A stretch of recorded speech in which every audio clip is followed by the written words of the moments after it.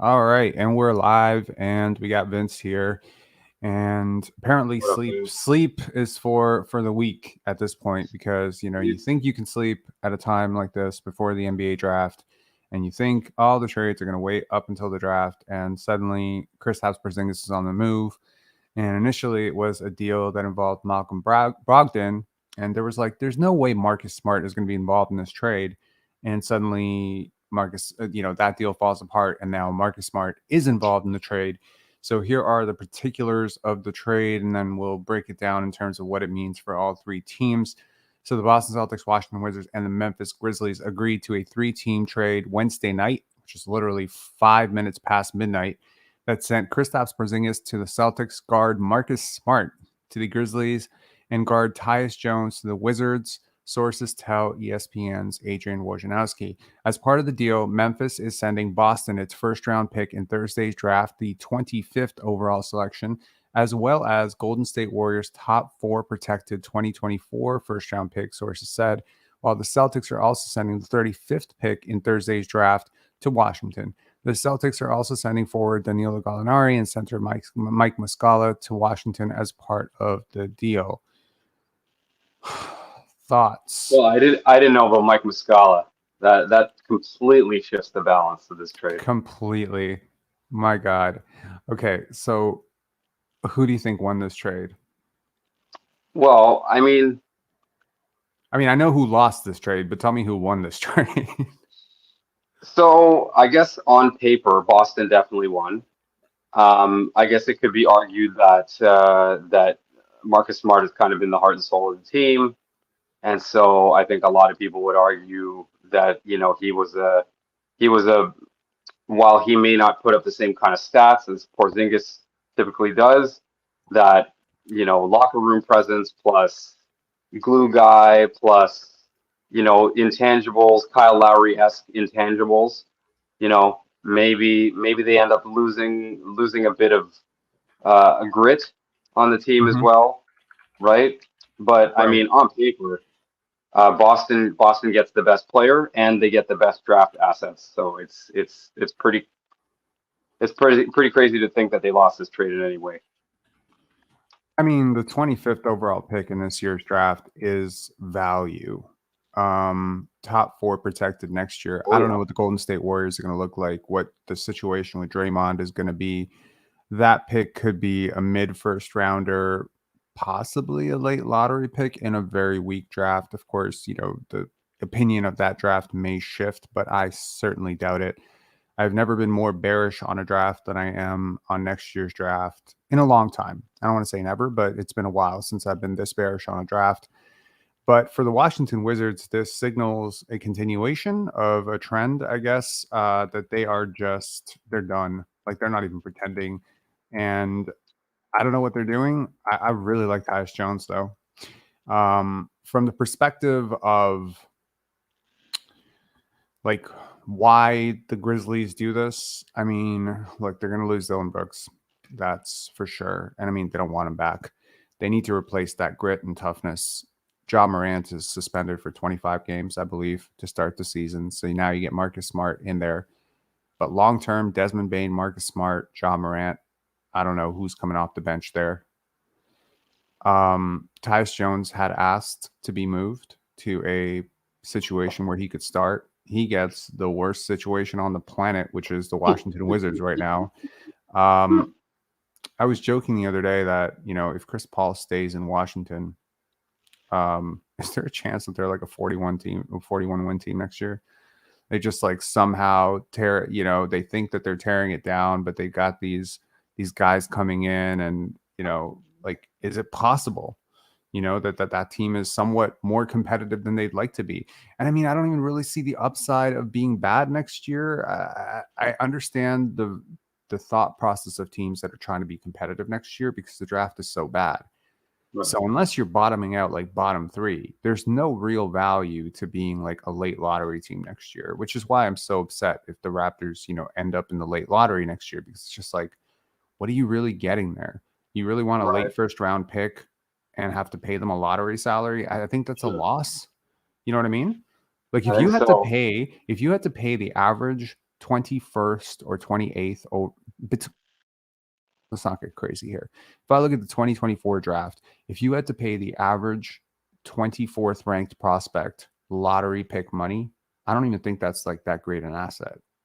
It's like a mediocre asset. To have to tank an entire season to get that is just crazy. So I'm very curious to see what else is for sale in Washington. Is Denny Avdia available? Can we get him? Yeah, I guess you never know what's going to happen. They said that the Scotty draft was a weak draft class as well, and there was some pretty What? good talent in there. No, they didn't. They said it was great. They said it was the best draft in years. They said it was the best draft since Really? 2023. 2021? Absolutely, they did. Oh, sorry. I'm sorry. You know what? I meant last year's draft. Yes, they did Yeah. say last year's draft would be weak. Yeah, You're right. with Paolo and those guys.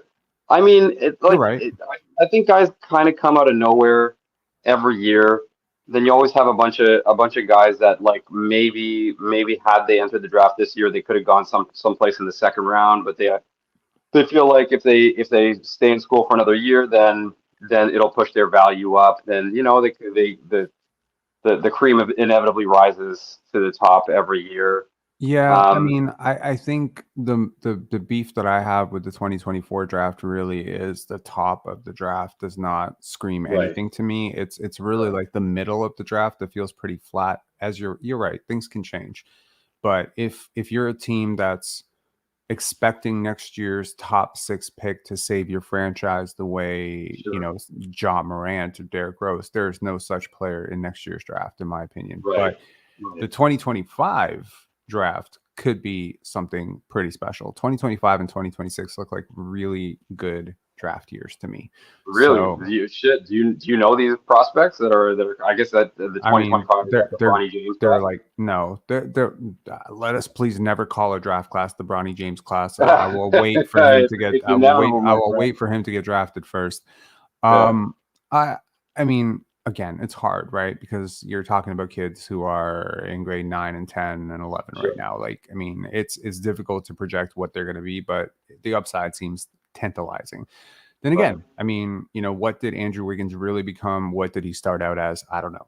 Anyways, from the Boston Celtics perspective, because, if the Raptors do expect to run it back in the East, well, now you have Jason Tatum, Kristaps Porzingis, Jaylen Brown, Yep. Malcolm Brogdon, Derek Yep. White, Peyton Pritchard. This is sort of the underrated part of this. There were two backup guards that you could say were pining for more minutes. One was Tyus Jones in Memphis. The other was Peyton Pritchard in Boston. Does this free up some minutes for Peyton Pritchard? Now, let us see. Because Malcolm Brogdon, you can bank on him to miss some time if they don't continue. I don't know, that situation is a little bit weird now. The trade fell apart. He knew that he was part of it, but it falls apart. So if they want to move him, and I mean, the salary cap implications are huge here too, because you've got this is a tax apron team now. Kristaps Porzingis is paid massive money. He's a max player. Right. Jason Tatum's going to be a super max player. Like, I mean, it's quite nuts. I want to do a little cross comparison between the two main stars, I guess, taken out in this deal here, and just take a look at Kristaps Porzingis versus Marcus Smart this past year. One of the best years, for Kristaps in a long time.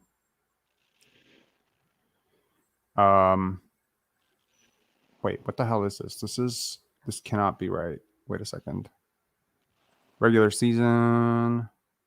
Is this correct? What am I missing here?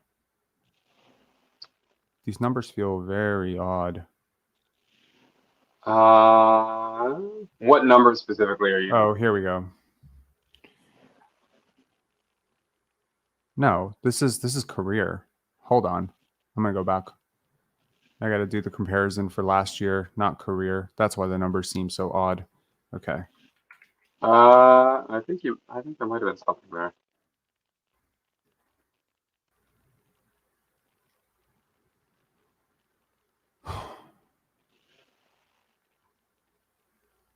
There we go. That seems a little bit more correct. No, it doesn't. What is going on with StatHead If right you now? scroll down a little bit, and I think that might be right there. So I'm looking on a tiny little phone screen, and then I have my monitor, which is lagged behind. Is one of those? Oh no, that's from two. Oh shit! Look There at we that. go. There we go. There we go. Hang on. Choose specific seasons. Okay. So, Oh, you got it. oh, are you kidding me here? This is Holy shit! hilarious. Yeah, you put which date to which date specifically. This is nuts. Okay, I've never seen this happen before with StatHead. This is kind of crazy to Yeah. me. Um, ninth season to ninth season. Does that work? Yeah, that should work. Technical difficulties. Please don't let this be like what happens tomorrow night. We're gonna have like an interesting time. Okay, this Are you seems doing it right. live? Yes, we are. Okay, here we go. Finally. Um, That makes more sense. 65, 61. yeah. That Okay. actually the fact that he played 65 games, Porzingis that's pretty good for him. Oh, this is the head to head. So that's head to head, and here's the totals. Those are in head to Yeah, head. This is the a little player. further than yeah. This is There you go. player comparison.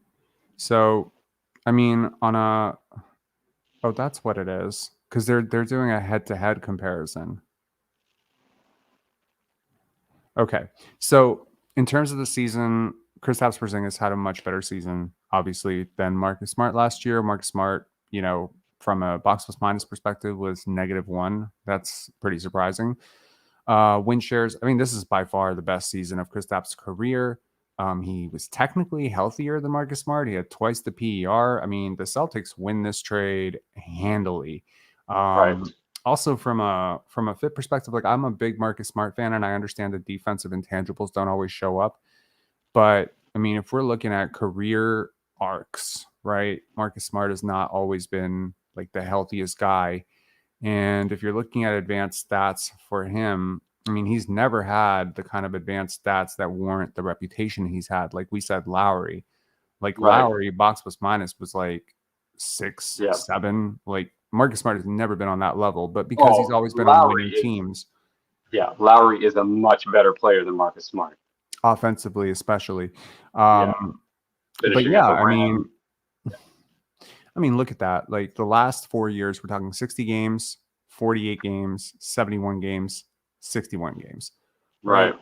So I think like maybe we also have to factor that Marcus Smart is not nearly as durable as people want to imagine that he is.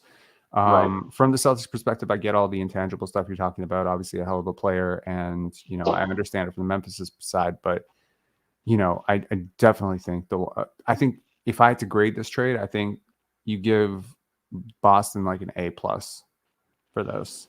You get Right. this. You get the younger asset. You get the better asset, the better player, and you get 2 first-round picks, and you get that 25th pick. And do not doubt that they will be able to get something really good at 25. I've been doing a lot of draft scouting on this one. 25th pick looks like. I mean, what are we talking there? It could be someone that's on my top 20, easily. I mean, it could be someone who falls out of the lottery. I mean, it could be Dariq Whitehead. Like they could Right. imagine Boston being able to rehabilitate Dariq Whitehead, or maybe even being able to show like Bryce Sensabaugh how to play basketball beyond shooting. Like, I mean, they have, and Dude, I wonder if they have to replace Grant Williams, because I don't know if they're going to be able to sign him after this. So they're kind of like replacing a little bit of that shooting as well.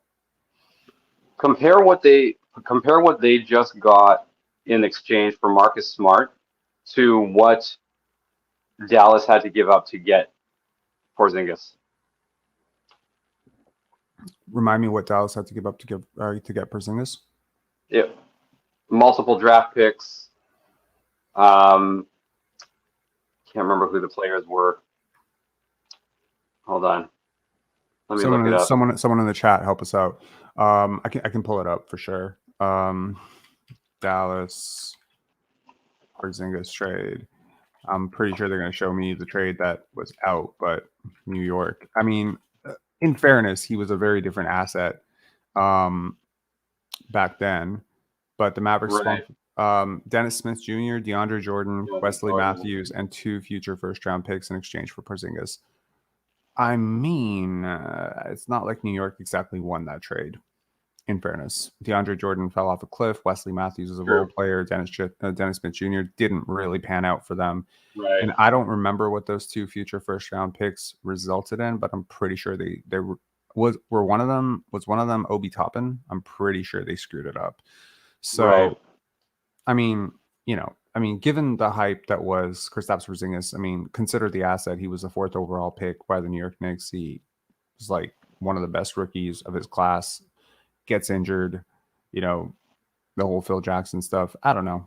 I think it's a bit of an awkward career, but I really like what I saw last year from him. Oh, I mean, he fits into me as one of those. If you like, actually harkens back to your argument that you had, or not argument, that your healthy debate that you had yesterday with Mo and Effie and Christian, is like, if you put Porzingis in the right situation, he's a fantastic player, and I guess he will serve as the sort of Marc Gasol, for lack of a better comp, that the Raptors had. Mm-hmm. But I mean, and it could be argued that Jaylen Brown is better than the number 2 option that the Raptors had at the time in Porzingis.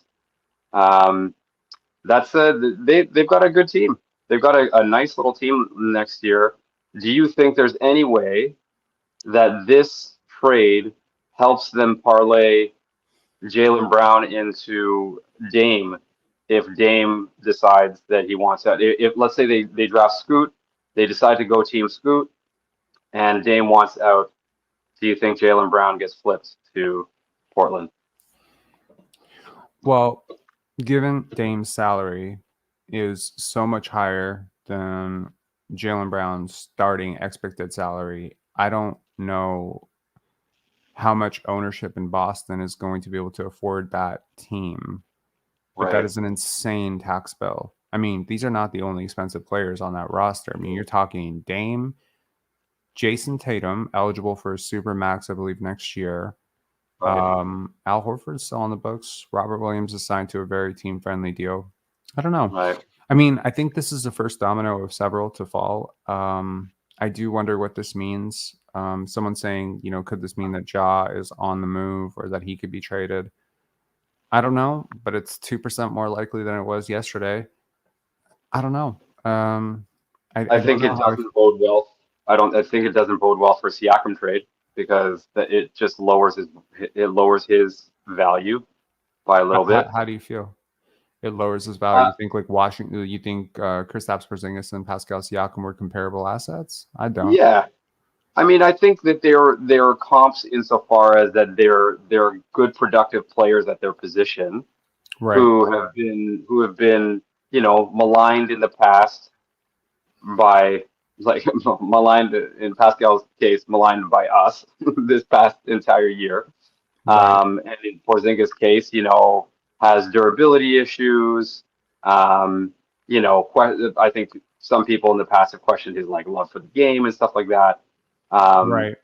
And but they came in as or we'll say Pascal wasn't a hyped prospect, but they're currently, I don't know, you want to sit maybe top 30 in the league. Both of them are firmly nestled in and around that area. Top, I would say Pascal is closer to top 20, and then Kristaps was firmly the better player last year. I know Raptor fans do not want to hear that, but he was I don't want to say firmly the better player, but he was better. I think he was better. I think he was a more people maybe sleep on his defense a bit. It's really good. He's a really good defender, especially around the rim. He's not as switchable as maybe you would like certain guys to be, but he's good around the rim. And he has been for a couple of years now. I mean, granted, health is always going to be the reputational curse for Kristaps Porzingis, but I don't know, man. According to Anthony Edwards, he's a better defender than Rudy Gobert. So, did you hear that? Wow. When was that said? Yeah, he said that in an interview at some point. Somebody said like something to the effect. This was before Rudy was on the team, and Okay, thank somebody God. asked him like what it's like to go up against Rudy Gobert, the defensive player of the year, and he is like, I think Kristaps Porzingis is a better defender than he is, Wow. and then he got traded to the team. I mean, yeah, he's good. He's a good defender, and Yeah, he's a good defender. he provides like that spacing. I wonder like how much he and Jason Tatum are going to work together, right? He had the ball a lot more for Washington this year, and Jason Tatum is like very ball dominant player. So I don't know.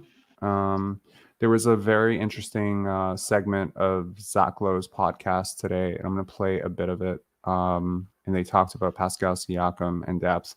And to those Raptor fans who just think, "Oh my God, it's just Robert. Robert is the person who thinks this, and Pantera Basketball is just the only, people who think this." Here's a clip from Zach Lowe talking about Pascal Siakam. Siakam is, I think the jury's out. He's not a number one option on a great team. There you go. That's not what he's going to be. But he's played like that now for several seasons in terms of how much the ball is in his hands and how much he commands all the attention and runs the offense. It would be interesting to see him transition back if they ever were to move off of him. The team getting him would presumably want to do so to transition him back into a secondary number 2 option kind of role. Be interesting to see how you would adapt to that. I think fine, but it would be, there is just such a duplication of not just skills, but sort of style between Anunoby and in particular Barnes and Siakam that at some point, unless somebody makes a leap as an outside shooter between Pascal and Scotty, at some point one of those guys is going to have to move, and it's not going to be Scotty because he's the future, he says. Yeah. So 100%. There you go. I mean, I agree with him. It was funny when I was hearing you guys debate last night, or like was that live that you did last night, or was that today? It was yesterday. Yesterday, yeah. So, yeah, that's right. That debate, it was sort of circular because you guys were arguing that Bam was or you and Mo were arguing that Bam was the better player because he essentially he played his better asset. Better asset. I also think he's a better player by a hair, but I think he's a far better asset.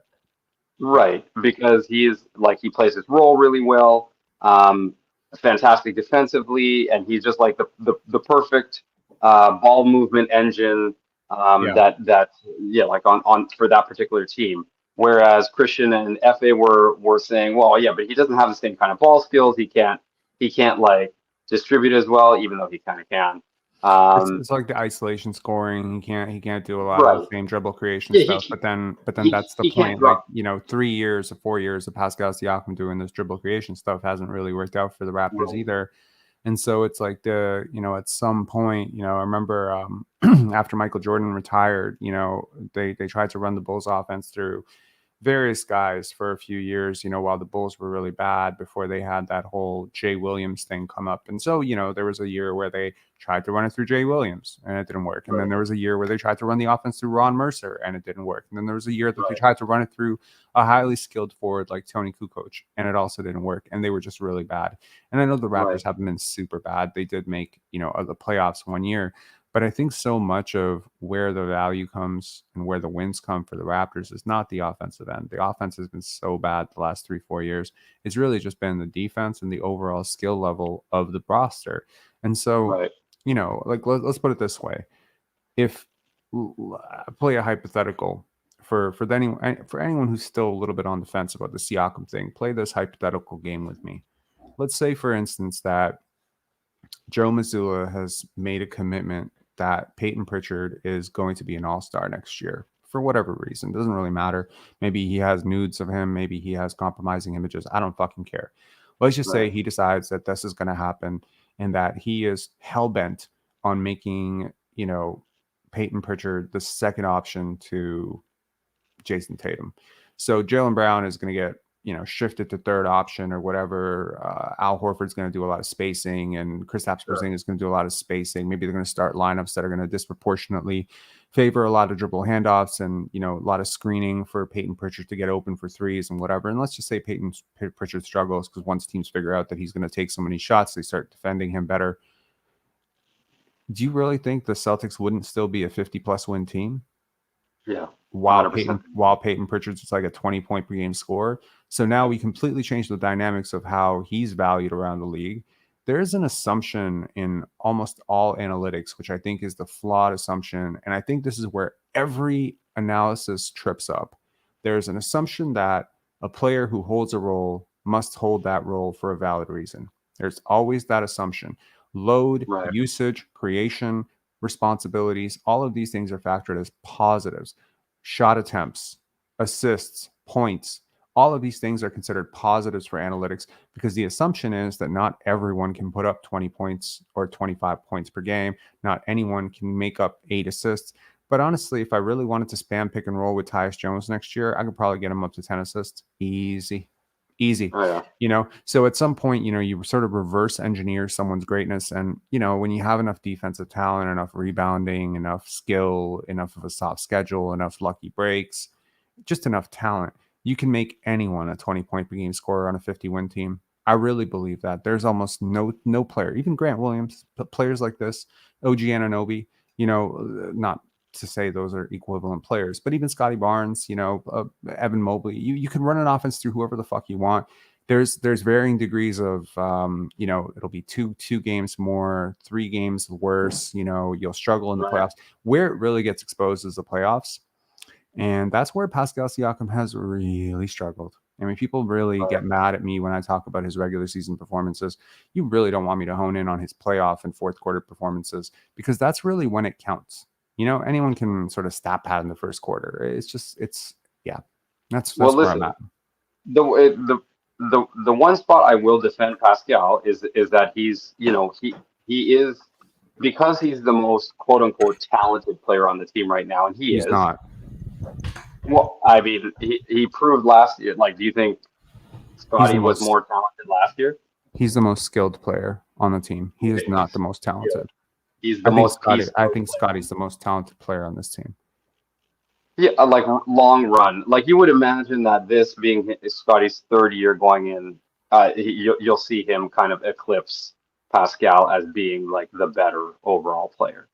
That's the that may happen. That may not happen. But skill development and talent are completely different equations. Like, sure, skill to me is repetition. Like a lot of players can become more skilled. Talent is almost like a nurtured, innate ability of how you see the game, your natural movement patterns, how you sort of attack gaps and how you fill space. And Pascal's not an untalented player. He's a very talented player. I just think Scotty's on a next level talent wise. There's like all that vision. It's just how he can just, and talent really shows up in close quarters. I've always felt that way. Like at the end of the game, you got like how much separation can you get on that gather? How clean of a look can you get on that little flick shot? How much of a hesitation, and it's just, how much, how quickly do you see that opening? That all comes down to talent to me. So, when I look at players like Scoot Henderson, Victor Wembanyama, the talent and the skills are up, right? But when you see guys like Amen Thompson, the talent is off the charts. The skills need work. Anthony Black, same thing. The talent is off the charts. So, when you talk lottery players, most of them have either an abundance of skill or an abundance of talent. Very few have both. So for Scotty to bridge the gap that between him and Pascal in terms of skills, I think will be easier than for Pascal to bridge the gap between he and Scotty on talent, because at 29 years old, I don't really see a lot of players getting way more talented. A player who's a great example of like super skilled is DeMar DeRozan. Just insane skill, like his footwork, his precision, his, like the the accuracy with which he can get into his bag, it's insane. But then you look at a guy like Allen Iverson, and he didn't have all that. He just had a lot of natural talent. It's not just athleticism. It's just a natural abilities. I don't know how else to put it, but I think you get what I'm saying. No, I totally get it. Yeah, like, well, also, let's not forget that Pascal has had more time to hone his skills. He's been in the league longer, right? Sure. Like he's also been alive longer. Yeah. Yeah. And so like his major downfall, and I will defend Pascal to the death on this one point, that if I think what Zach Lowe said was right on the money, is that if he does revert back to a second option, I think he will be productive again. And I think if that trade was to happen with Portland, I think Portland would get a very good player. I think when you aim for these trades, the aim is that both teams win, a la Sacramento and Indiana last year, right? You ask both those teams would they do that trade again? They would say 100 times out of 100, right? That's what you hope to get. Now, you ask me, I think they make the wrong trade. I mean, again, you're never like I'm going to go to the death on this one. There's no way that I trade Tyrese Haliburton for Domantas Sabonis ever again. No. I think that 5 years down the line, the trade is going to look a little bit more lopsided. It already looks lopsided. I can't. I mean, like I just can't. Dude. Like Sabonis is awesome. He's a really good player, but you have so many holes to address on your roster because that guy is not great defensively. And if he's always going to pay 36, 37 minutes for you, there's a reason why they're like jumping all over OG Anunoby right now, because you need someone to compensate for him. Yeah, you had a player in Tyrese who you really didn't need to compensate for. I don't necessarily agree that he and De'Aaron Fox can't play together. I think they both could play together. I just think that, like a team with Tyrese and De'Aaron Fox is like the most dynamic backcourt in the NBA. You had it, you gave it up. Backcourt players like are on the rise in the NBA. Look at what Jamal Murray just did, right? Yep. And I think if you could have paired that duo with like a star forward, either, I don't know, not fucking up the Marvin Bagley draft, or, just genuinely like if they had still been bad, maybe I don't know who you picked in last year's draft. Maybe you could have gotten like a really dynamic rim rolling center to work with them. I don't know. I think there's different ways to skin the cat. It's just there's so many there's such a conflation because you changed the system, and now everyone's like, okay, well, look, this worked out. It's kind of like, Atlanta Hawks fans for like years saying, we're okay with Trae Young, Luka Doncic, both teams won. And like on day one, Summer League, I'm like, no, it's obvious you lost this trade. You will always have lost this trade. You can try to adjust the numbers and inflate it a little bit, but you didn't win this trade. Right. I don't know. Yeah. No, I think when you're talking about guys like Luka, they're just on such upper echelons that there's like it's impossible to compare them to anybody. But when you're comparing to not that I don't think Tyrese Haliburton is Luka, right? But right. I think he's going to be very good, and we'll say in the same, we'll say stratosphere as Sabonis. I think they were comparable players to be traded for one another if each of them is going into the right system that caters to their strengths and against their weaknesses, which both teams absolutely did, right? And so now right now it would be like the Portland Trailblazers trade Scoot Henderson for OG Anunoby, right? And next year, Scoot Henderson comes out and averages 17 or 18 points per game, wins, he's backup rookie of the year, like he's runner-up, and the Portland Trailblazers make the playoffs. OG Anunoby is in strong consideration for DPOY, and he averages 18 points per game, solid shooting splits, and everyone's like, okay, both teams won. Right. But no, they did not win because one of those players is 19, the other one is older. Granted, Tyrese and Domantas is a little bit closer than OG and Scoot, but I don't like. Yeah, I mean it's give and take. Like the trajectory is so different for these players, right? For sure, but the reason Portland does it is that they're looking to win for the next 2-3 years. How right? much of Domantas Sabonis's numbers, like raw numbers, are being, or even advanced numbers, are being bolstered by the fact that he is playing in that system?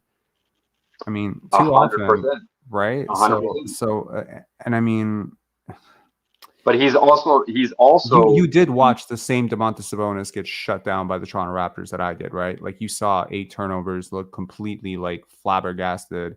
Like in the playoffs, that's gonna happen every time. He's not like a guy that you like. If Domantas Sabonis is your second best player, you're not winning a championship. Like I don't give a shit what anyone says about this. He's Jokic like he's not. He's not. I think if you put him up against like some of the best large wing to small center defenders in the league, I think he's going to have trouble. I think you put him up against Embiid. I think you put him up against Draymond.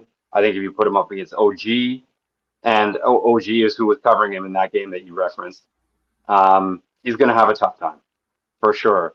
But against, like, he actually played fairly well against Jokic. Not to say that Jokic is a defensive monster, but he's capable. He knows where to be on defense, and he's a large human. He's like, I mean, Nikola Jokic is a very average defender. Right. So average. But I think in most cases, like how are you supposed to go through 4 rounds without facing an elite defense? I've never seen it happen in my life. At some point, you are going to encounter a team that is going to be able to basically shut down this guy's scoring for 7 games. I don't know, shut down, but like really drastically limit him. Because if he becomes like less of a scoring threat, his athleticism is not enough to compensate for it, right? Like if you start sagging off of him, there's also spacing issues because he doesn't space well enough, right? He's kind of occupying a space in the court that is a very valuable place on the court. I don't know. I like Domantas Sabonis. I remember hearing about him when he was like 11 years old or 12 years old. Followed his career the whole way through. Know his brother. Like there's so much, there's nothing personal here. If any Kings fans end up watching this and writing me hate mail, please don't. I just don't think these are comparable players, and I'm never going to get there. Like I know Leo and I, Leo's doing the draft board when he's smart. He will fight me till the end of time for those. So he'll just be like, "No, man, the Kings won," and it's just like, nope. And it's the same thing. It's the same thing with the Keegan Murray thing, right? Like this little thing here. Would I trade Keegan for OG? No, I wouldn't. I wouldn't, because Keegan Murray is another player that I just don't see the long-term upside. If Keegan Murray ends up being a 20-point per game scorer someday, great. Still not going to be as good as OG. I mean, again, it depends on fit with the team. If Keegan Murray had another guy on the team like OG, right? I think Keegan Murray is a very good player. Would you trade Keegan Murray and here's a really wild trade for you. Would you trade Keegan Murray, Kevin Huerter, Davion Mitchell, and Rashawn Holmes for Pascal Siakam and stuff? Yes, in a heartbeat. Huh. I think that would be. I think you're putting the right fit. Heartbeat. Yeah. Okay. I mean, look, it helps both teams because Keegan adds your big scoring wing, right? Who can on occasion play 4. Kevin Huerter gives you your movement shooting, although I don't know how much of a place there is on the roster with Gary Trent Jr. back. But your defense suffers because Huerter isn't a great defender. Right. Murray isn't a great defender. You get Davion, which is a swing at a prospect, and you get a sort of negative contract, which is Rashawn Holmes at this point. Although Leo also thinks that Rashawn Holmes is not a negative contract. I don't know. Mario saying, you're not setting up Leo in the best light right now. Can I make an amendment to the trade? But Leo really does believe that Rashawn Holmes is like a good deal. Like I'm not putting words in his mouth. He thinks he's a movable deal. Like he thinks like the team should want to trade for him. That nice little push shot. He's maybe on the right team. Hey, this is the whole debate that you guys were having yesterday about Bam being on like right fit on the right team. All of these when we put together when you see these guys put together, they're like big boards and stuff like that. Mhm. And I saw that you did one today. I was listening to it and I was nearly going crazy because I thought it was a mock draft, and I was like in my mind I was like, what, Rob? What the fuck are you talking about? How is like Anthony Black's not going to I don't know, wherever, Houston or whatever. But I then I saw it. I was like, oh, it's a big board. That's a little different. Okay, this makes a lot more sense. Okay. Right? But like, Speaking of the big board, I mean, what are your thoughts on this? I put it on the screen for you. So if you have a yeah. considerable like, what the fuck were you thinking? By all means, let me know. No, you know what? First of all, because I know you, I wasn't surprised by Brandon Miller going 6. Yeah. I think. Would you be surprised if right now I just scratched this and like put him at like 11th? Because I'm tempted. No, Brandon, I think he's gonna be good, dude. I think you sleep on him like that. If he like, he looks, and again, impossible to tell. We have no idea until these guys take the cart. But from his tape, he just looks like such a fluid shooter. And if he turns Does his into tape show you that his idea of the greatest player of all time is Paul George? Did his tape show you that? Because I think yo, like there's some answers that like, look, I can, there are about, okay, here's the thing. If you went to Family Feud and you said greatest player of all time, I guarantee you Paul George would get you 0, right? No one in the world I think I've ever heard in my life. I talked to a lot of like basketball fans. Sure. Like for that 10, 12 years basketball has been my life. Paul George been in the league for at least 10 years now, right?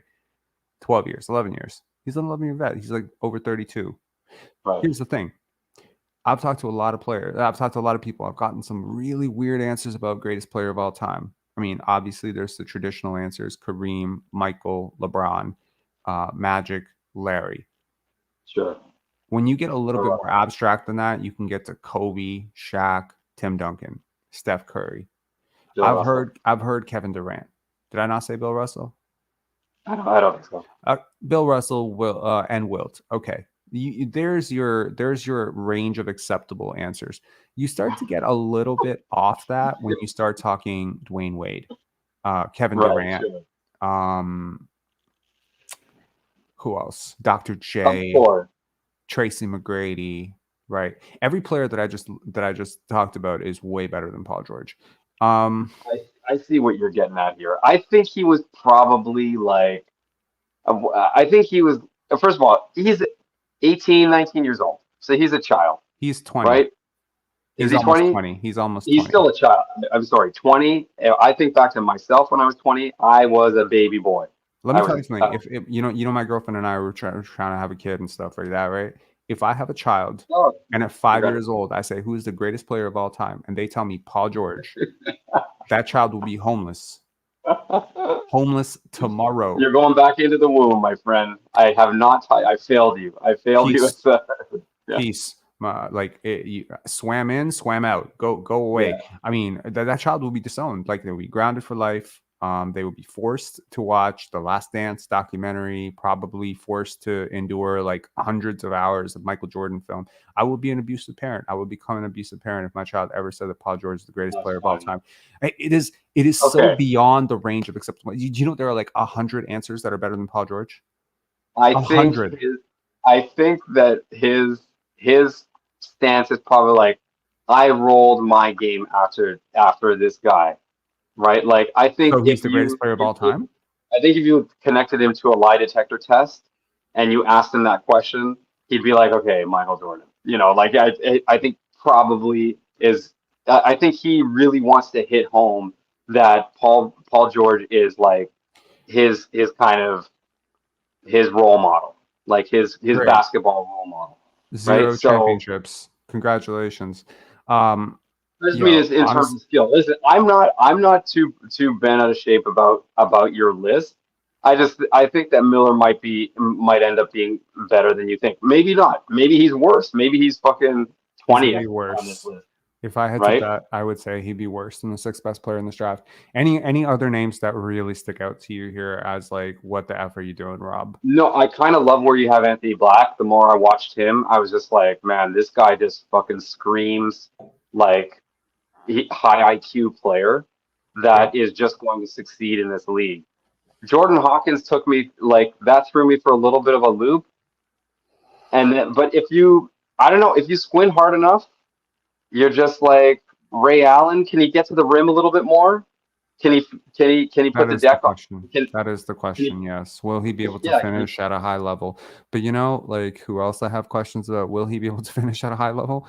Brandon Miller, like, right. Cason Wallace. Like, there's He got so better. many. Cason? Brandon Miller got better as the college season progressed. Have you seen his numbers against top 50 teams? No, I have not. Okay. I have not. That's your homework for today. Go filter out Brandon Miller against top 50 college programs and see how much worse his numbers got as the competition got better. He feasted on inferior competition. When the competition tightened up, I think he was like a 33% shooter. If I remember the numbers off. Pascal Siakam, is that what we got? Exactly. Yeah, he's the anti-Jet Howard of this draft. Bro, if he got to Pascal Siakam level, that's a win for him. Like, I mean, you're like, Pascal's a good player. If he gets to Pascal Siakam level, that's a win. If you pick him 6th or 5th, if you pick him 2nd over Scoot Henderson and he ends up Pascal Siakam, you get fired. Right. Because like, Scoot Henderson is going to be better than Pascal Siakam, in my opinion. I think Brandon Miller is going to be better than Pascal Siakam too. I think that J is fucking pure, dude. I think he's a nice. I don't think he's going to be better than Pascal. Okay, do you think? If I genuinely thought he'd be better than Pascal Siakam, given his age and given his shooting, like as a player, if Pascal Siakam could have his jump shot, it would be lights out for the league. I would have no issues with Siakam. Siakam would be a completely different player for me. I'd be begging the Raptors to sign him to an extension. The jump shot is pure. It's everything else. It's how do you deal with pressure? How do you deal with the temptations? How do you approach your work? How do you approach your teammates? How do you lead? All of these intangible skills that a player like, I don't know, an Anthony Black, just 10,000 out of 10,000. With Brandon Miller, it's like, I don't really get it. Reports are that, his first workout with Charlotte didn't impress him, and Scoot was just going balls out, and he wasn't.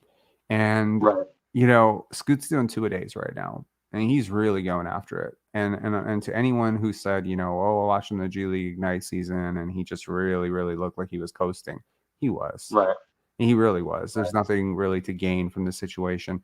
Scoot and Jarris Walker, to me, are two guys where I'm like, there's another gear to both of these guys. I feel like we haven't seen it yet, but I think we will see it. And there's always like question marks when guys don't go balls to the wall all the time. Like with Jarris Walker, it's like, why wasn't he attacking the rim more? And it's like, maybe he was working on his floater.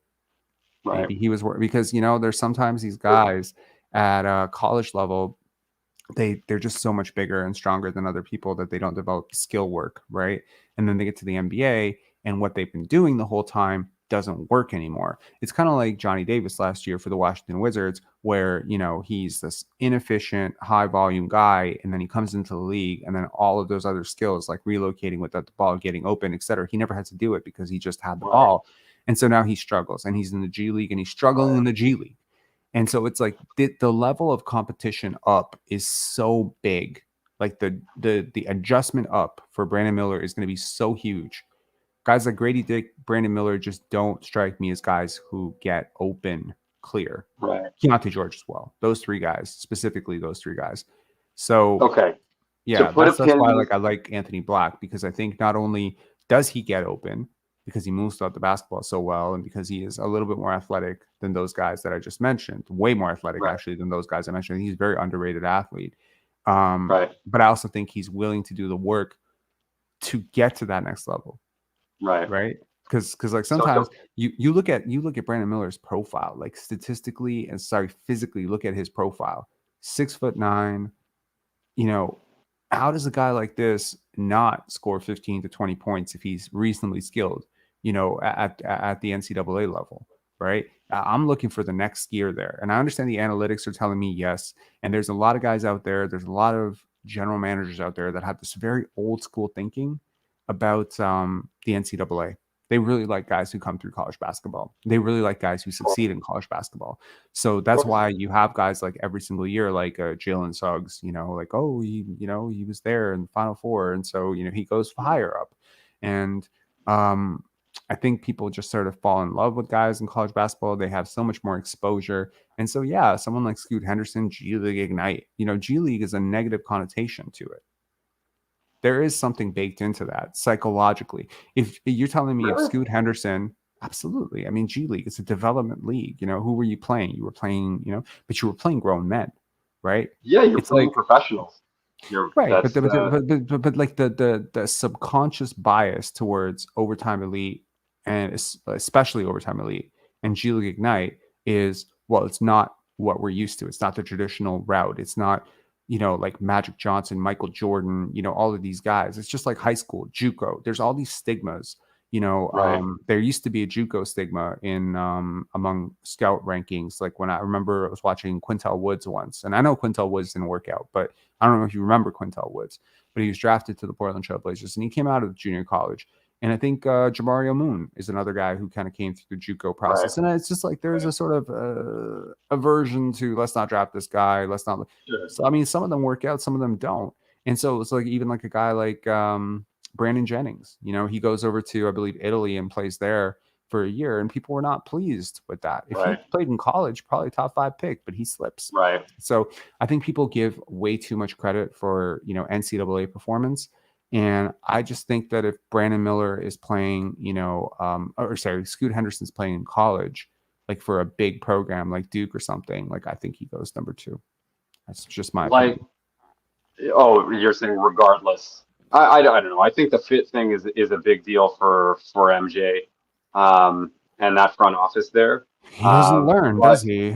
He does not learn. He definitely does. How many top 2 picks can one person screw up in one lifetime? Jesus Christ. I think the one thing that, like for the NCAA purists that think that's the holy grail, the thing is that like the competition is just so much more fierce and so much more high stakes. So they get to see these players in far more high stakes situations, and guys like Jordan Hawkins, right? Like they thrive in those situations, and so I think it does highlight some of highlight the character of some of these players, aside from their skill level, aside from their natural talent. Guys who can cut through the pressure and perform when needed at the highest level. I think that is what affects it. But just to quickly go back and put a bow on the Brandon Miller ranking, like on your big board, if he was to achieve status, or if he was to achieve a slightly rich man's Michael Carter, or no, sorry, MPJ, Michael Porter Jr., not Michael Carter Williams. Okay, so Michael Porter Jr. without the injury concerns. Okay, a rich man's Michael Porter Jr. I think you're kidding me. A slightly rich man's, because I don't think he's going to be a rich man's MPJ. But if he's like a slight rich man's MPJ, so like Porter for the most, I guess he can get to the rim. He can kind of finish at the rim. A slightly rich man's MPJ is not better than Scoot Henderson. No, do you think he can get there, first of all? And if he does, do you think that raises him up your board? No. So let me just go through this real quick. So I rated his potential as 81. Okay, just to put this into perspective, I put Bilal Coulibaly's potential at 93. I had Wemby's potential at 99, Scoot at 96, Amen Thompson at 88, Anthony Black at 87, and Jordan Hawkins at 85. So clearly I am like lower on his top shelf potential. because I just don't think people change very easily, man. Like the mentality, like Michael Jordan, like you saw it, man. Like I remember watching. So I mentioned in today's live, I mentioned that I'd watched LeBron play when he was 17 in person. I did. I saw the game in person, Oak Hill versus St. Vincent St. Mary. It was a big deal, you know, him versus Carmelo. And Right. dude, like he attacked him. Like there was something to it, you know? And Right. you just, you're watching and it's like personal. They're friends, you know. Obviously, they had a deep friendship that started in high school. They were like the two top guys in the you know, in that class, and they could just sort of understand each other a little bit better. But the way that he attacked him was like, okay, this guy's got it. Like he's got the competitiveness. Like there's some guys who just don't have that. They don't want to compete. They don't get off on that. They don't get like that. There's nothing that burns within them, you know, like there's nothing in them. I don't know how to explain it, but like when you listen to and that's why I think these interviews are so important for a scout, and that's why I think Masai is so great at these at drafting, because you know it's one thing, first of all, ranking these prospects across the board, like given the difference in their role, competition that they're facing, where they got the numbers, when they got the numbers. Like without context, all of this is useless. Like if a guy, you know, put up 80% of his points in the first half of games and only 20% in the second half, and he was 40% more efficient in games against lower competition than higher competition, and he ends the season averaging 20 points per game, and you're just like, oh, well, he's a 20-point per game scorer. But I mean, like that doesn't really scale up the same way as a guy who did the absolute inverse, right? The guy who kind of coasted against the bad teams, did really great things against the good teams, kind of coasted the first half, closed out strong. Totally different player, but they both average 20 points per game. This is why numbers get very skewed. And this is probably why I studied stats at U of T, because so often I saw numbers being misleading. And this, you know, when Dan Tolzman talks about the eye test of bringing prospects in, I think about the ear test. Like I think about, what are you saying and do I believe you? So when you know, when you talk to a player like a Scotty Barnes, and you know, you say like, where do you see yourself? Like what kind of role do you see yourself? And he tells you, I could be one of the best players in the NBA. Like, yeah, who are you looking forward to playing against? Like I'm looking forward to playing against this guy. Like, you know, like what are your goals in the near term? And it's like there's such a difference between a guy who's been prepped on those answers, but he has no clue. And then there's a guy who's been dreaming about it every day. Sure. And the commitment and the resolve to that. I mean, you know this, you're an artist. Like, you know what I mean? Like like whatever burns within you, you know, that's what keeps you going after you have a hard day. Whatever burns within you is what helps you rehab. Like Klay Thompson has it. That's how he comes back, right? Like maybe Zion does and Ben Simmons don't have it. Right. And that's why they don't come back so quick. Maybe like, you know, I think so much of life is, how do you get up from things? Like how everyone's going to fall. Everyone's going to fail. Right. Like there are guys like they get traded and then they collapse, or, you know, maybe they get benched and then they stop working. Or maybe they get something good, like they become a starter, they get drafted and they stop working. It's just like, at the end of the day, I need to know what your why is. And with Anthony Black, I have no questions about what his why is. With Scoot Henderson, I have no questions about what his why is. And this could sound very woo-way to some people. And they could say, you know, Rob, stop psychoanalyzing people you haven't met. But I'm listening, I'm hearing. And, you know, as someone, you know, I've listened to a lot of people express to me what they want to do with their lives, and I've watched a lot of people not do it. And then I've heard certain people tell me, you know, maybe 4 or 5 years ago, I'm gonna move to Hollywood, I'm gonna become a director, I'm gonna do these commercials, I'm gonna become a, you know, lead commercial, and I've watched them do it. And I reflect back on that conversation and be like, were there certain things that were telling me right there to believe this person? You know what I mean? Because I mean, like, you know, we get approached all the time with, you know, somebody saying, oh, I want to start a podcast, you want to invest with me? And it's just like, let's have a conversation, because you're going to tell me everything in that conversation that I need to know about how committed you actually are to doing this. Sure. And, you know, when certain people tell you they're going to do something, you believe them. And then certain people, you don't. And I'm sure that Brandon Miller is going to, you know, he's going to need to be pushed a lot. because, you know, in his second workout with Scoot Henderson, whatever, apparently he performed way better. This is the reporting that's come out of it. He performed way better in his second workout. He went a little bit harder, and now they're selling themselves. But at some point, it's like they want to draft Brandon Miller because they don't want to draft Scoot. They have a bias towards this. They want to draft a bigger, better shooter. They think he's a better fit with LaMelo. So they're basically trying to say, just prove to us what we already think. And you've already lost because you're not even open to the idea that you're wrong. And I think that they're wrong, like 100% wrong. And this is a very aggressive take here, right? It definitely is. It definitely is. I generally like to take the stance of like, at this point, we don't really know anything. I think you do a lot more deep diving on like player interviews and sort of like analyze, like, yeah, like you said the word psychoanalyzing them. And I think there is a lot to that, because there's a reason that guys like Kobe became so great. And it didn't have it had more to do with just his work ethic and natural skill. It was the, you know, fucking Mamba mentality, if you want to call it that, or it's like it's sicko mode, right? It's guys who can get into that territory in their head where they make it work. And I feel like yeah, I feel like the way you talk about Miller, you actually want him like way further down on the list, right? Like I feel like you would I do.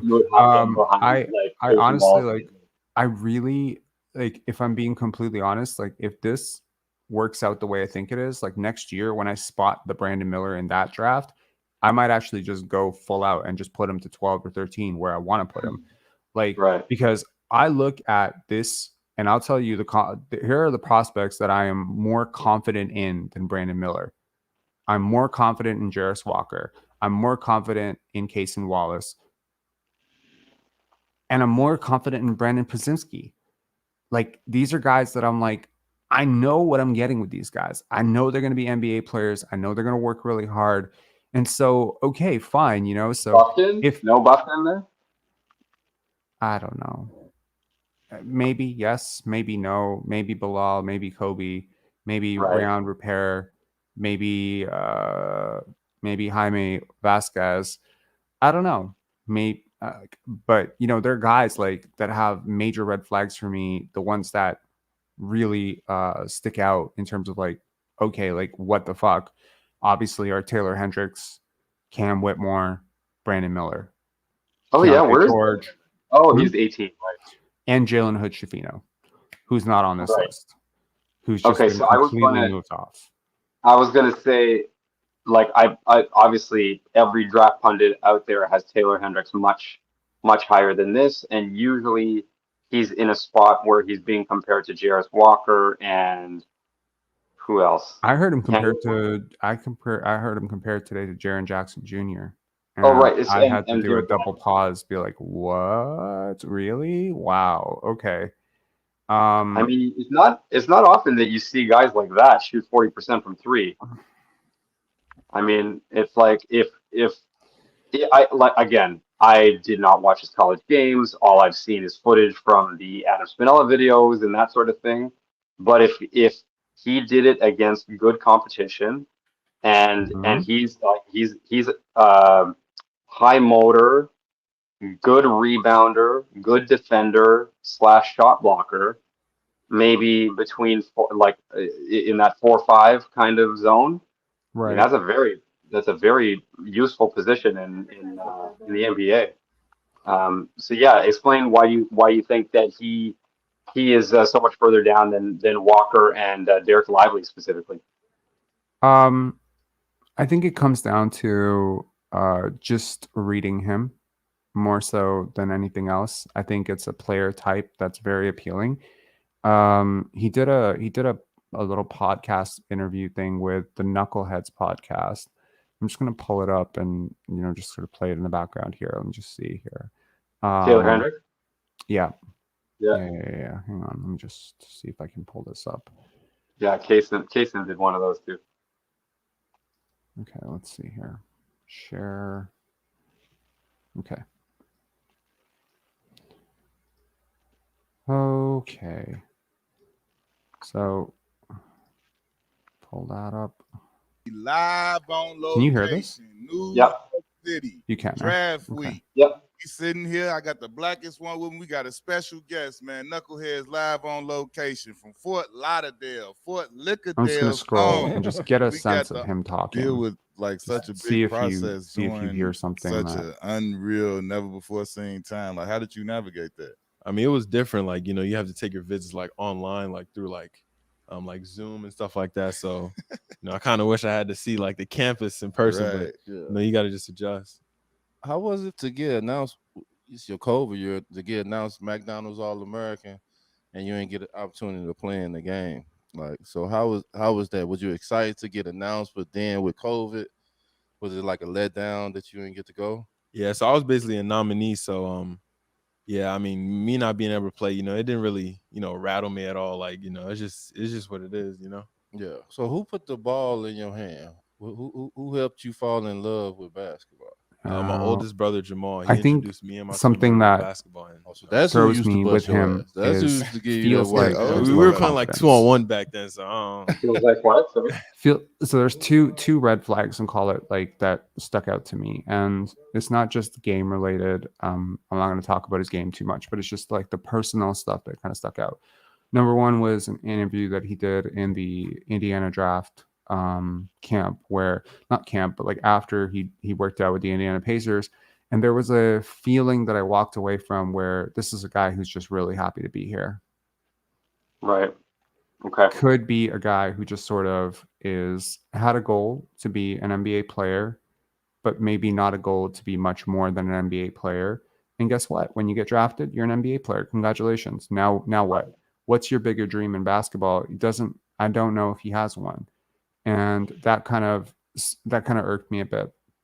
The other thing that sort of irked me a bit is I don't think I've seen a prospect in recent memory who felt the need to rub their legs as much when they were talking. So I wonder if that has a lot to do with like soothing anxiety and nerves. And then that also gives me, you know, sort of trepidations because it's like, well, if these podcasts and these interviews are difficult for you emotionally, if they're triggering like all sorts of anxiety in your body, then I don't know how you deal with going up against LeBron James, you know, and a lot of people just crack, you know, mentally. So I prefer to go at the guy who has a rational, self-aware confidence. So I don't want to talk to anybody. I don't necessarily get overly hyped about guys who say I'm gonna be the best player in the league next year. That's too much confidence, and you know maybe that's the world. Right. But Victor Wembanyama talked about this in his interview with I believe it was with JJ Redick, and he had this great quote where he said, "You also don't want to be too humble." Yeah, right. It wasn't with JJ Redick, actually. It was with Good Morning America. He did this interview with them, and you know, and then there's this insinuation that he needs to put on more weight, and he was just like, "Why? I think people need to lose more weight." You know, something along the lines of people should get more skinny or something. Right, there's just it's coherent. It all makes sense, right? Sure. Taylor Hendricks, the prospect, Taylor Hendricks, the player that I watch, Taylor Hendricks, the hype, and Taylor Hendricks, the person I watch in these interviews, are not aligned. Something about that screams to me that something is wrong here. Now, you know, another prospect that I just wasn't thrilled about the interviews last year was Shaedon Sharpe. So who knows, right? Like I don't gauge everything on it, but the interviews just have not worked for me. So I could be very, very wrong here. And honestly, I had a very good mind to be like, okay, Rob, like you're going to be like an absolute idiot. Like I feel comfortable about, Brandon Miller at 6. I do not feel comfortable putting Taylor Hendricks at 18 because the upside is enormous, right? Like it is big time. You know, if he works out and he pops, like potential 75 is stupid, right? Like he could easily be like a, I don't want to say an all-star, but like fringy all-star type, you know, if everything works out. But I just think like some of the mental makeup stuff just scares me a little bit. Sounds like a really nice guy. Like sounds like really genuinely nice guy. But he reminds me of people that I've met before that I just don't like. I think his potential is as a super, super high-end role player. I don't think he's going to be a star, although they say that he is working on sort of like creation aspects of his game and that sort of thing. And I think he was able to, you know, like do a few things here and there in college, which he likely won't be able to do in the NBA. But if he sticks to his role and he performs it, like if he turns into a 4-5 version of, say, Miles Turner, that kind of thing, that's an incredibly productive and valuable asset on a team, right? Right. I think if he was to be able to achieve that, I can't remember where Miles Turner went in his draft. I imagine it was in and around the same, probably the 7 to 10 range, maybe. I don't It was remember. late lottery. Was it? Yeah. Okay. Yeah. So if he can turn into that, I mean, again, I'm not psychoanalyzing all these people. I'm not going over interviews and things like that. You are fine tooth combing it to the nth degree, and taking deep dives that I just don't don't have the time to take. It'd be great. It'd be super fun to like spend all my time like digging through, like combing through every aspect of all of these draft nominees and see what their personal life is like and read about their stories and where they came from. Um, had I known this stuff about Scotty, I would have been like way higher on him going into the draft. Ultimately, when they drafted Scotty, like my initial thought was like, ooh, everybody's saying Jalen Suggs, but then like the moment of clarity was just like, you know what, I'm gonna trust Masai. I'm gonna trust those guys. They know what they did, like they know what they're doing, and lo and behold, it came to fruition in his first year anyway, and it Right. looks like he's probably just gonna get better. But Yeah. for a guy like Hendricks, I feel like there's a world where he does move up past 18. I think that's where you have him. Yeah, I mean, look, I think him and Cam Whitmore could easily swap places, and I'd probably feel a lot better about it. I think Cam has like a lot of athletic upside. But yeah, I mean, like this is his game log right here, right? Like you have 20, like it's fairly consistent, you know. But I'm not seeing Jaren Jackson Jr. here. Yeah, this like I think Taylor Hendricks would be my best bet to be my Walker Kessler of the year, like a guy who just Right. completely comes out of nowhere, like not nowhere, because obviously some people obviously Yeah. value him very highly. But at least for me, comes out of nowhere and I'm just wrong, right? But his biggest performance of the year, he had a couple of 25-point games, both in wins, one against East Carolina, one against Tulsa. I mean, he was reasonably efficient across the board. The rebounding was average, not great, but I mean that's expected. He's an outside, he's a sort of a stretch big, so I get it. Right. I understand the tantalizing upside. Not much of a playmaker, but also not a non-playmaker. So yeah, I mean he's all right. Like he's talented as hell. 99 blocks in 34 games. That's pretty good. I mean, again, it's against college. He's not going to do that in the NBA, but yeah, I mean, per 100 possessions, he had like 3 blocks, 26 points, 12 rebounds. I wonder how this compares to Pascal Siakam, because he has been mocked and compared to Pascal so much. oh yeah, I am very curious to see like what this looks like compared to Pascal's per 100 numbers. Pascal's per 100 numbers are way better. Wow. Okay. So, I mean, granted, worst conference, but still 26, 16 rebounds, 3.7 blocks, right? 1.7 steals. That's per 100 possessions. The advanced numbers are like, not as great. 5.5 box plus minus, and then 8.2. There was a steady progression there. But as a freshman at New Mexico State, Pascal was technically he was more efficient from the field. He took far fewer threes, though. He took almost no threes. So yeah, I mean, different types of prospects. Like when people compare them, I'm not really sure how we get there. But for Jaren Jackson Jr., like I think that's where like I'm just what the fuck about this, because I remember Jaren Jackson in college, and I think he was. Maybe I'm remembering him being better than he was, but I think he was really good. Hold on, let me just check here. per 100 possessions, 30 points, 16 rebounds, 8 blocks. Wow. So how are fucking people getting to the point where he's going to be the next Jaren Jackson Jr.? Like that's where I call cap. So if people are going as high as, like, and by the way, Jaren was an incredible 3-point shooter in college, so a 40% 3-point shooter. So people are going as high as, like we're talking about, he's 3 times a shot blocker in terms of rate and radius. Like it's not close. It's not close. The defense is not close. So I don't see it. And I think it's a big gap. And Jaren was the 4th pick. Jaren was the 4th pick, right? True. In a slightly weaker draft. Thank you for getting Nick right off the screen. God, I hate that guy. Nick Wright? Yeah, he was in the lower right-hand corner. It was an ad. I have a lot of ads running on this. Yeah, unfortunately, I don't have that blocker on this.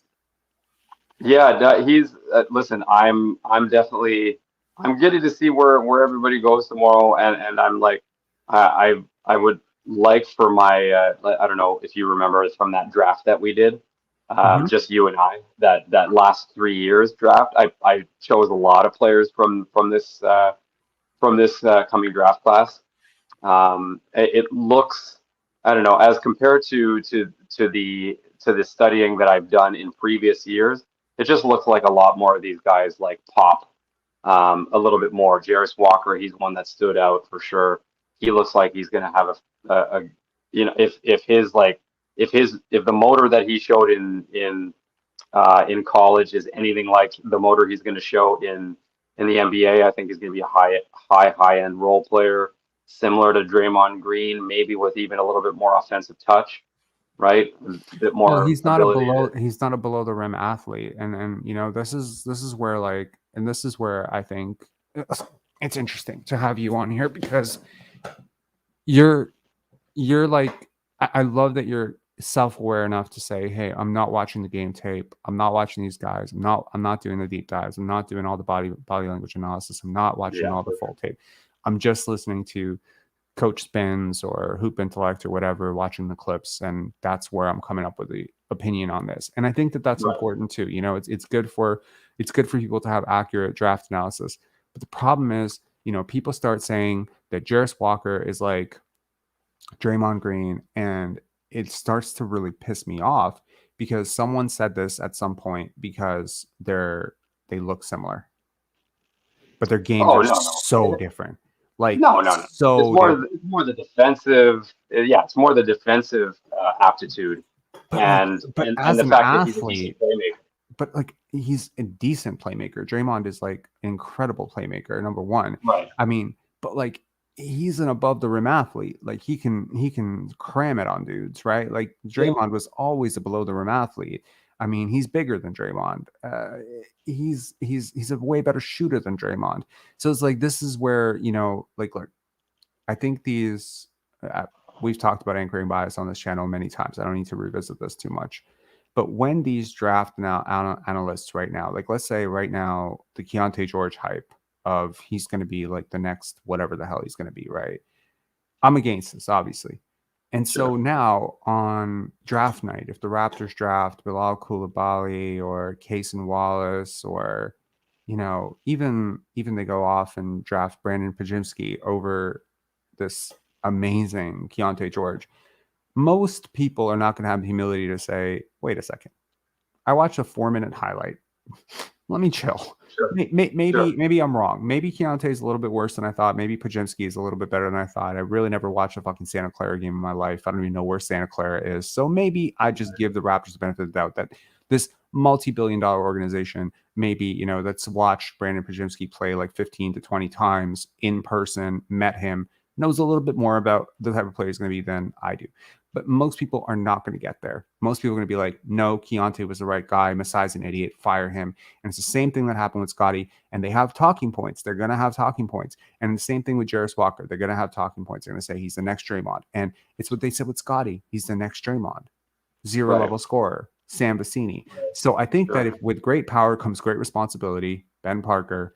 And at some point, if you have a massive platform, I think you have like either like you just have a duty to be way, way, way more researched. Like I wanted to do the research, not because I have a deep-seated interest in listening to Taylor Hendricks talk about life for 20 minutes, but because I just feel like I owe it to be as informed as possible. And I know I'm going to be wrong about a lot of stuff, but that's how we get better. But like Jarris Walker and Scotty Barnes being compared to Draymond Green is so insane to me. Draymond is a one of one. He is so weird as an athlete and so weird as a player.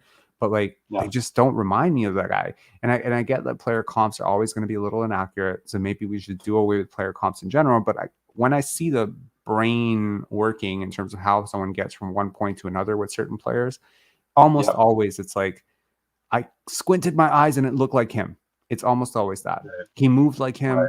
He looked like him. He had the same body as him. He kind of looks like physically. And it's the same thing with, Brandon Miller and Paul George. This comparison is so wrong, in my opinion. I watched Paul George in high school.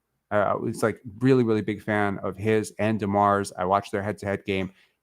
Not even close. As an athlete, not close. As a finisher, not close. As a playmaker, not close. So, and Paul George was like a late lottery pick.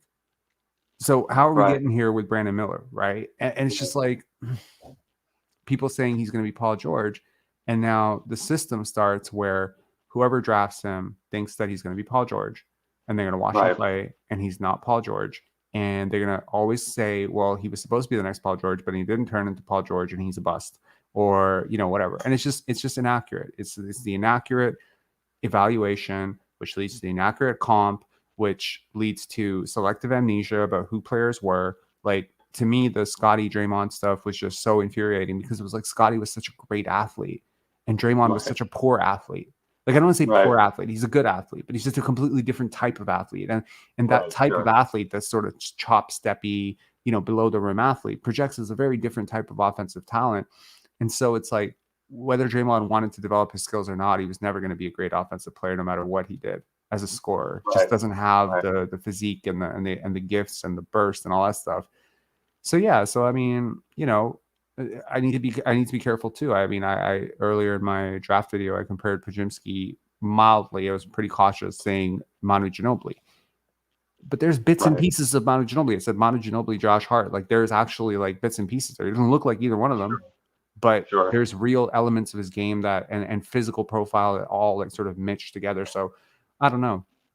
But I predicted that Memphis was going to pick him at 24 or 25. Guess not anymore. I don't think so, man. Like the data model on him is just so absurd. Like, there's so many numbers on him, and like people always say Santa Clara has this like really, really weak schedule. They don't have that weak a schedule. Like, when you look at their strength of schedule stuff, it's like it's not that bad. Like, there are some pretty good teams in the West Coast there. So I don't know, man. Like, he's good. Like, he's good. And I listened to his interview and I was just blown away. Like, I was at about 18, 19 with him. I was like, I'm moving him to 20 because I've overlooked the analytics before. But when I heard him talk, like, I was just like, yeah, this is it. This is the guy. And then I watched a couple full games and I was just like, it all adds up. Like, the whole swagger. He talks about being a minority in the NBA. He's like, look, people pick on you because you're a white guy in the NBA. I was just like, he had the courage to just say that outright. He just said it. He just said it for what it is, because it's true. It is 100% true. You do get picked on defensively if you're a white guy in college, AAU, whatever. People see tall white guy, they always think attack that dude. They always test you.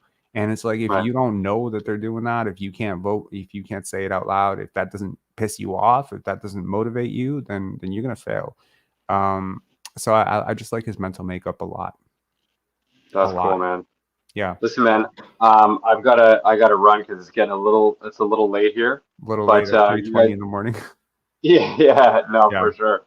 Are you so you're doing a live for the draft tomorrow? I am. I'm still thinking about ways to do it. I don't know if you have any suggestions on this. I thought about bringing my computer to my living room and then running the draft behind me, like on television, like having it kind of running behind me, but with the audio off. So that I would be able to see on the screen that, who's getting picked, because I'd be able to see the number, and that way I can have I don't have to have a delayed reaction to it. So I thought that might be the best way to do it. It's also a way to sort of skirt the copyright. I can't just pull it on my screen and just stream the whole thing. So because it reverses it, right?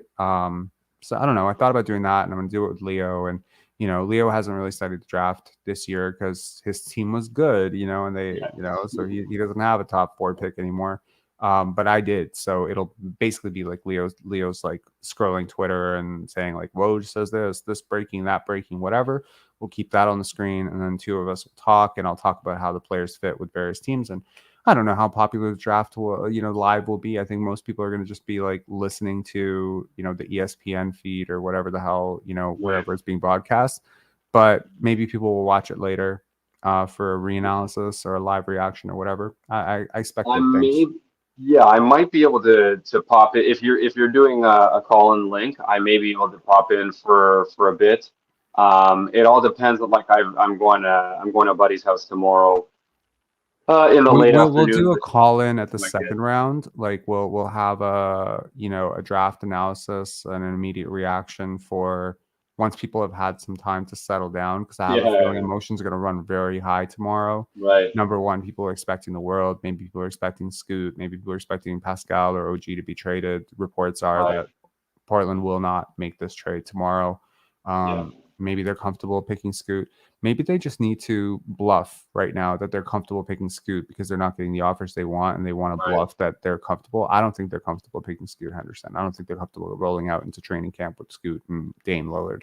So, I don't know. So maybe by the second round, we will have a full 10, 12 people call in or whatever the fuck it is, or 8 people call in, and we'll take some calls at the second round.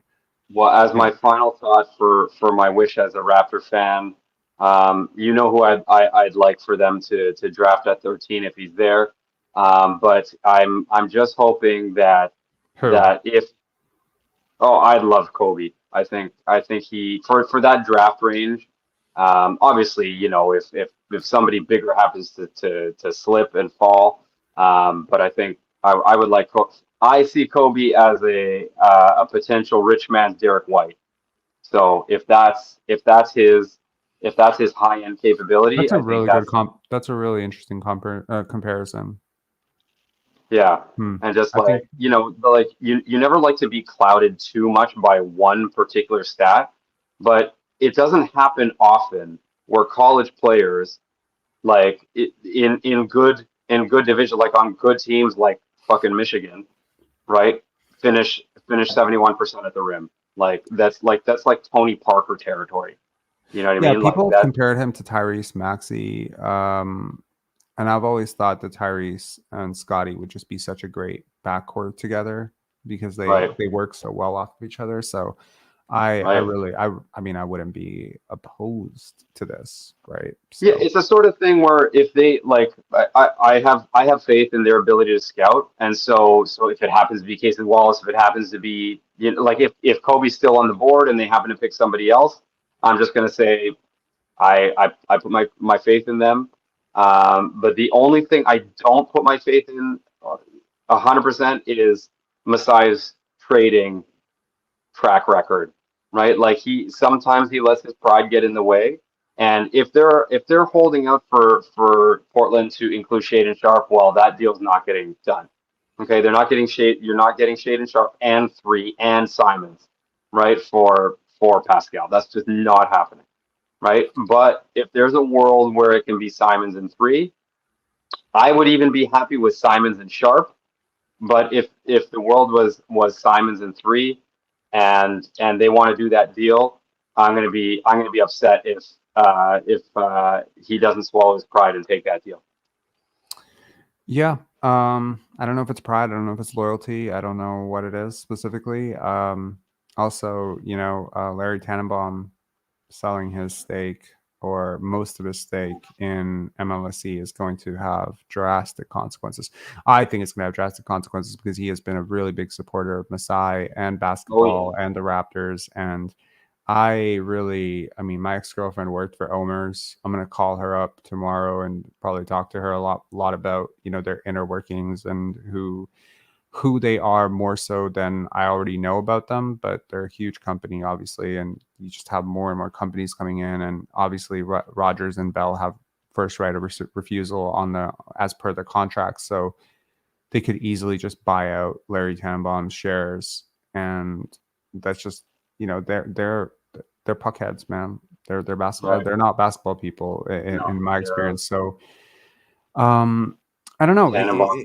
Some people are saying that this might be why the Raptors want to run it back, because rebuilding teams, maybe it hinders the value a little bit. This is a business at the end of the day. As much as some of us get like very wrapped up into the emotions of certain players or certain teams or championships or whatever, at the end of the day, this is a business. And Pascal and Fred still have a ton of a following and familiarity, and they are the only tie really now that Nick Nurse is gone to that championship run, right? OG didn't play. So it's just those two guys. So once you get rid of those two guys, all your championship nostalgia is just gone. And I think it should have been gone 2 years ago personally, but I mean, it'll be officially gone. And I think it's, sometimes you just have to burn the field, but people don't agree with that. And I don't know if it'd be good for business, to rebuild. I mean, don't go the route of Washington, where you're just getting pennies on the dollar for all of your assets. But fair, but the minute you move one of these guys, like the minute you move Pascal Siakam, it has a chain effect. Something that I talked about in today's live, and people were very upset about it for some reason in the comments. I think it's just people who are angry on the internet tend to be more frequently the ones who tend to comment on things. Sure. But Jakob Poeltl, Fred VanVleet, Nick Nurse, Thaddeus Young, Rico Hines.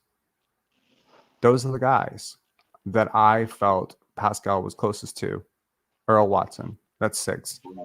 Well, 2 of those are free agents. 4 of those, one of those guys is getting waived. 3 of those guys are gone. Yeah. So it's like that entire structure around, I don't know how close he is to the OG. I've never really felt like they were overly close. I'm not saying they're not close. I mean, Boucher is probably the other one. So it's like there is like a collective, but I've never really seen him engaging in long form conversations with Scotty or Gary or whatever. Like it just feels like there, if you believe the reporting last year that there were cliques. Well, once you identify what those cliques were, if everyone from one clique is gone except for this one guy, Pascal Siakam, like, you know what I mean?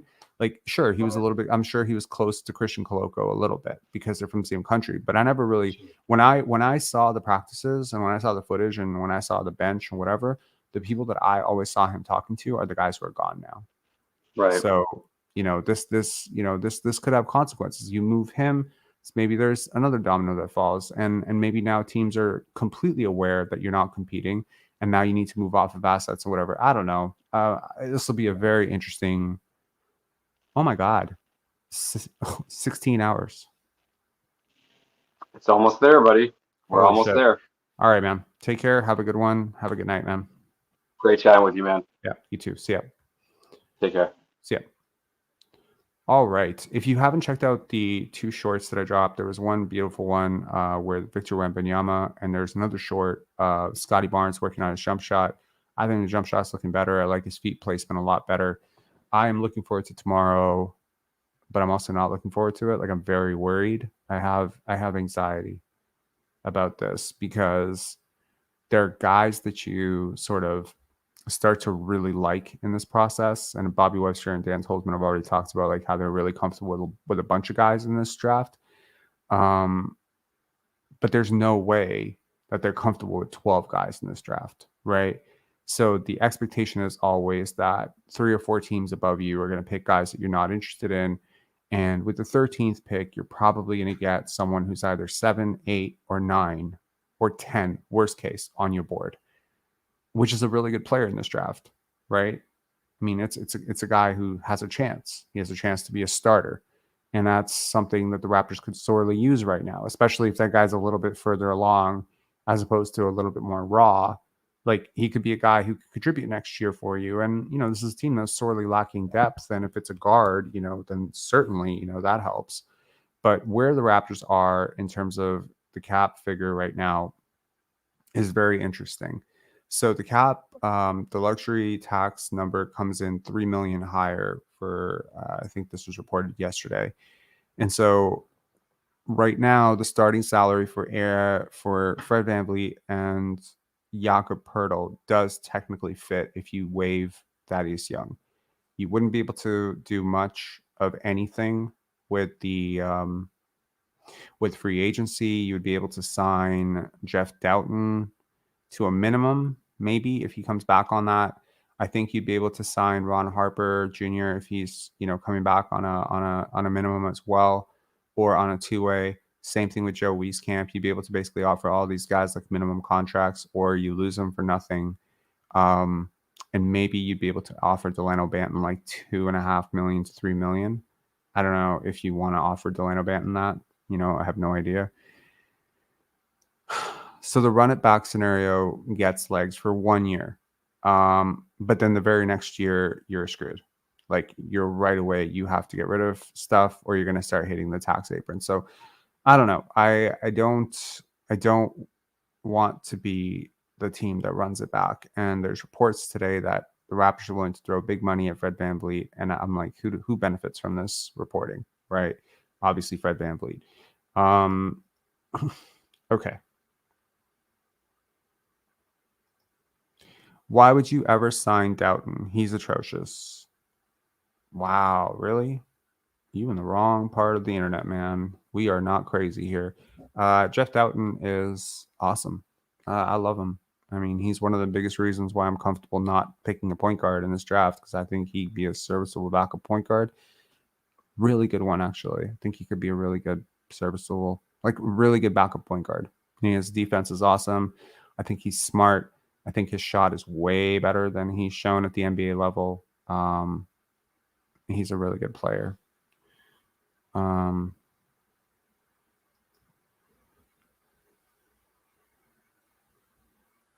think that's really, really poor logic, and that's not true.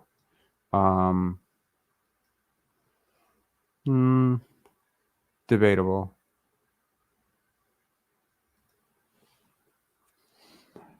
Yeah, but I mean, if ideally, you want the guy at 13 that you would have taken at 8, right? That's an ideal scenario.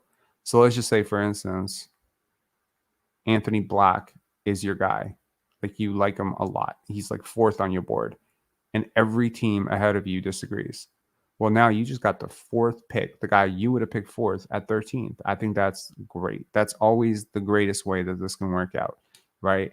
I think the year that Giannis was drafted, Giannis was like 7th or 8th on the Raptors board, or maybe even higher, like 6th, 5th. Like, he was high on the Raptors board, and they wanted to move up to get him. And I'm pretty sure had he been 1st or 2nd on their board that year, they might have moved even more to get him. You know, they might have upped the offer. And that's where, you know, you have a difference between like someone like Jerry West and maybe someone like Masai Ujiri, or someone like Danny Ainge and someone like Masai Ujiri, which is like, I think Danny Ainge and Jerry West will do more or less what is necessary in that moment. They have like stronger opinions about things. You know, this can sometimes work. Sometimes this maybe doesn't work, right? Like, you make more mistakes in this situation. You may be a little bit bolder. Trading Vlade Divac for the 13th pick to draft Kobe Bryant was not a popular trade at that time, was not guaranteed that you were going to get Shaq in free agency, but they had a feeling they were going to get Shaq in free agency. So I just think, like, you know, sometimes you need to be really bold with that. So, you know, again, if the Raptors believe that Scoot Henderson is a future MVP, and, you know, the cost to get him right now is someone that you don't think is going to be future MVP, then yeah, conventional wisdom says make that deal, you know, and if you're wrong, you're wrong. Okay. And I get it. You know, people don't like being wrong, but I think it's okay. I think it's okay to be wrong. This is not life and death. This is basketball. So I think Scoot's a culture setter, man. Like, I think like a lot of the stuff that I felt about Scotty is how I feel about Scoot. You know, a lot of the intangible qualities, personality qualities. And if you can keep Scotty Barnes and you can get Scoot Henderson, I really don't even give a shit what the rest of your roster is. Those two guys alone are like box office. For me, you can build such a winning program with those two guys. I think in most situations, you would agree that you need two guys. You need one guy, two guys that you're building around, and to have a guy like Scotty to pair him with someone like Scoot, and then both those guys can initiate the offense. Neither one of them are like necessarily strong shooters at this point, but you can develop that with them. They're selfless guys. They're team first guys. They play the right way. They have super high basketball IQ. They're culture setters. Both of them are of the same ilk. I think they could grow together. I think they could push each other. It's a little bit like the Dirk and, you know, Steve Nash situation. You know, you need guys like that. You know, you need guys like on your level that can push you in practice. You know, they can make you better. Like you can come up together. And when the two guys are sort of egoless and they're about the right stuff, which is winning, you can have really great things. And when they're not, then you have, you know, Kevin Garnett and Stephon Marbury in Minnesota. It doesn't work, you know. So anyways, yeah. See, more comments. That's funny. I have not watched the Open Gym episode about Darko, and that is probably what I'm going to do after we close this live off. So, yeah. All right. Okay, guys, have a good one. Channel's growing fast. My girlfriend, I think she texted me, not texted me. We were home, and she was like, "You realize you have 5,280 subscribers?" And this was like a week ago, and now we just crossed 5,600 and something, which is great. It's crazy. Thank you so much. Appreciate the love. Appreciate the support. See you guys tomorrow night. I don't know if we're gonna do another live before tomorrow night, but we shall see. Things come up. Yeah. Talk to you later.